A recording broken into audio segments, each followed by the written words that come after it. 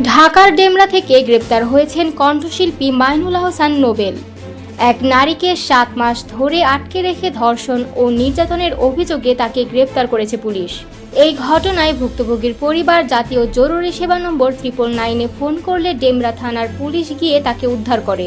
ডেমরা থানার ভারপ্রাপ্ত কর্মকর্তা মাহমুদুর রহমান জানান, গত বছর নভেম্বরে ইডেন কলেজের এক ছাত্রীর সঙ্গে গুলশানে দেখা করার কথা বলে ডেকে নেন নোবেল।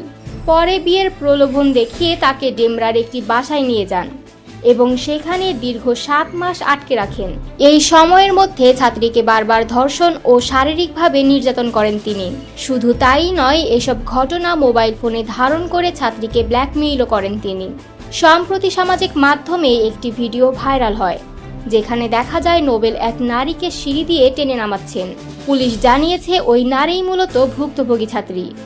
ভিডিওটি দেখে ছাত্রীর পরিবার টাঙ্গাইল থেকে ঢাকায় এসে বিস্তারিত জানতে পারেন এবং পরে 999 নম্বরে ফোন করে পুলিশের সহায়তা চান।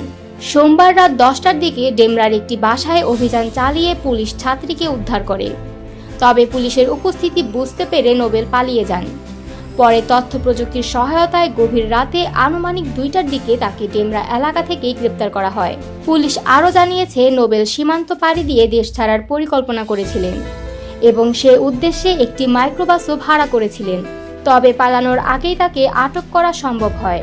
নোবেলের বিরুদ্ধে ধর্ষণ, নারী নির্যাতন এবং পর্নোগ্রাফি আইনে মামলা হয়েছে বলে নিশ্চিত করেছেন ডেমরা থানার ওসি মাহমুদুর রহমান।